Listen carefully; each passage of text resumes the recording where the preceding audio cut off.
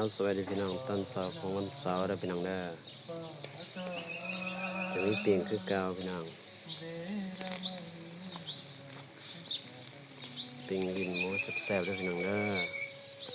เราจะไปให้ไปชวนกับแบบมาซื้อได้คือเก่าพี่น้อง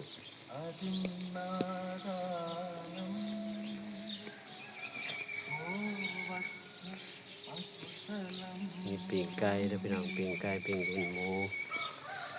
ไตไก่คือเก่าพี่น้อง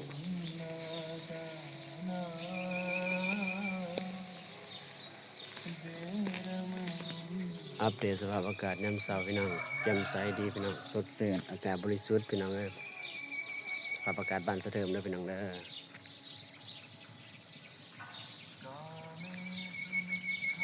ตะเว้นเพิ่มขึ้นพี่น้อง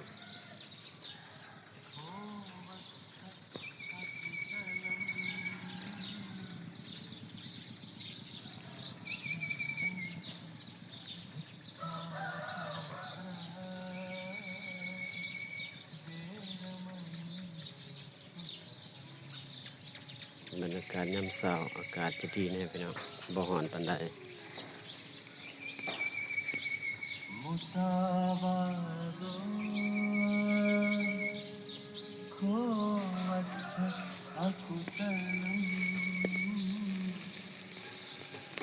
เอาสิไปชวนแบบมาซื้อได้พี่น้อง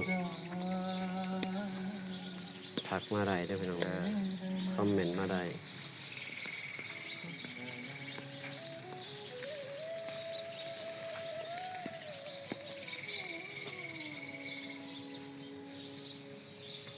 ที่สุรา